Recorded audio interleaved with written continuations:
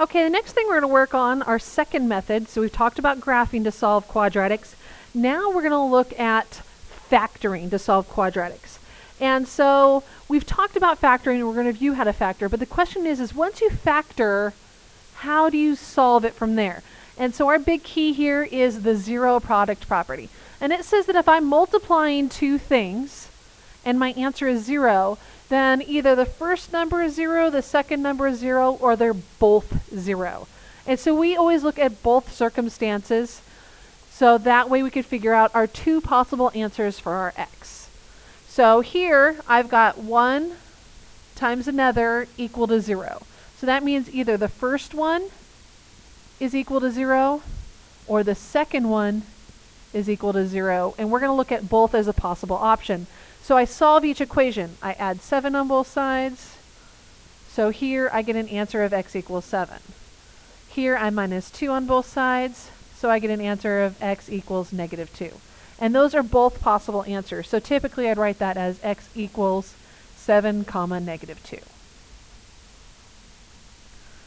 And then we look at the next problem. So again, something times something equals 0. So either this one's equal to 0, or this one's equal to 0, or they're both equal to 0. So here I minus 4 on both sides. I get x equals negative 4. I add 3 to both sides. So x equals 3, which means my true answer is x equals negative 4 and 3. And then I move on to the next one. So again, something times something is equal to 0. So either the first one's equal to 0, or the second one is equal to 0. And I solve each equation. Luckily, the first one's already solved. So the next one I just have to solve. So I get x equals 5. And so my answer is x equals 0 and 5. And so now we're going to get a little bit more complicated, because those ones were nice and easy. Since there's no number in front of x, we just kind of switched the signs. But it becomes a little bit more complicated as we move on. So either the first one's equal to 0, the second one is equal to 0, and the first one's already solved, but the next one, we solve the equation. Because remember, this is just solving equations. So 2x equals 3, divide by 2, and so x is 3 over 2. And so now we have our answers, x equals 0 and 3 over 2. And so getting just a little bit more complicated in those types of problems. So next one, same thing. This times this equals 0. So either 3x minus 7 equals 0, or 2x plus 1 equals 0, or they both equal 0. I solve each equation, add 7 to both sides. 3x equals 7, divide by 3. So x equals 7/3. This one I minus 1 on both sides. 2x equals negative 1, divide by 2. And x equals negative 1/2. So those are our two answers. And next one, very similar. This times this equals 0. So 5x plus 4 equals 0, or x minus 3 equals 0. I solve each equation to get our two answers. 5x equals negative 4, divide by 5. X equals negative 4/5.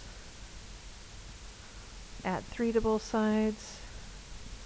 X equals 3. So our final answer, x equals negative 4/5 and 3. Okay, so that's the first half of what we're doing. The next part is now we're putting that together with the factoring. So now we're going back and factoring. So multiply first times last, 8x squared. List out all things that multiply to be 8x squared, but add to be negative number. So a negative 1x, a negative 8x, a negative 2x, and a negative 4x. Now which ones add to be that negative 6? Well, these two. And based on our shortcut, we can now say that this is going to factor into x minus 2 and x minus 4. And then remember that this is equal to 0. Now that we have this equal to 0, I have that this times this is equal to 0, so that means either this is 0, or this is 0, or they're both 0. So we solve each one, and I get x equals 2. I solve this one, I get x equals 4, and so that's my answer. X could equal 2 or 4. So the next one we're going to do very similar. We multiply first and last. So I get negative 21 x squared. I make a list. It has to add to be a positive number, so that means my bigger number is positive. So negative 1x and 21x, negative 3x and 7x, and it looks like that's it. So this adds to be positive 4. Now I can use my shortcut. So this is x minus 3, x plus 7 equals 0.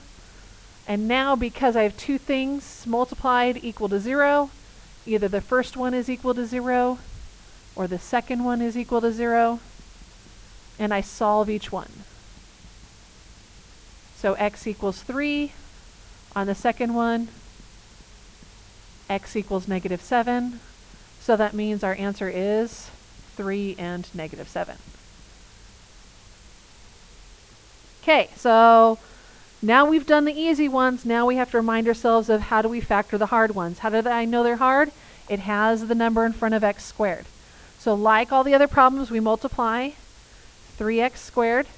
I need that to add to a negative number, so they're both negative, negative 1x, negative 3x, and that's it. Those are the only things that multiply to be 3. So now I can either use grouping, which means I would write out 3x squared minus 1x minus 3x plus 1 and start factoring that, or I can draw a box. So I'd have 3x squared plus 1 minus 1x minus 3x, and we pull out common factors, 3x, negative 1, x, and negative 1, and we double check 3x times x, 3x squared, 3x times negative 1 times x, negative 1 times 1, okay?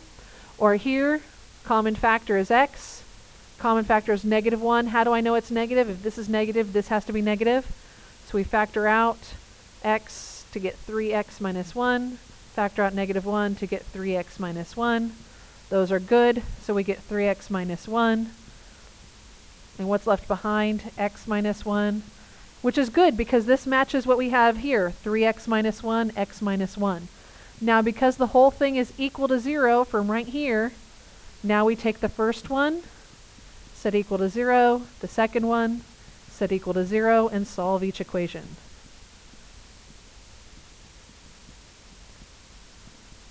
So I get x equals 1/3, add 1 to both sides here, x equals 1, and so our answer is 1/3 and 1. So this is nice because solving this way is not something that you could use on a graph because you can't really tell that it's crossing at 1/3.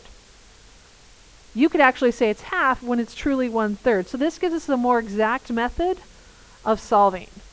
So our next one, we multiply first, we multiply last. We get negative 28x squared. We make a list. It needs to add to be a positive number, so our bigger number is positive. So negative 1 and 28, negative 2 and 14. 3 doesn't go, but 4 goes, and 7 times. Which one adds to be positive 27? That would be these two. And now I'm going to go ahead and factor using the box method. So let's see, 2x squared, negative 14, negative 1x, 28x. And we look for common factors, so 2x, negative 1. Let's see, x and 14. And double check. Yep, yep, yep, and yep. So now this factors into 2x minus 1 times x plus 14. And since we have that lovely equal to 0 right here, that means we have to set each one equal to 0. And we solve each one.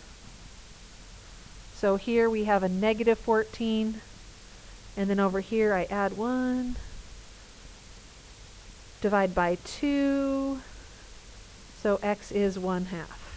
So then I get my answers of 14 and positive 1/2, and we are good to go.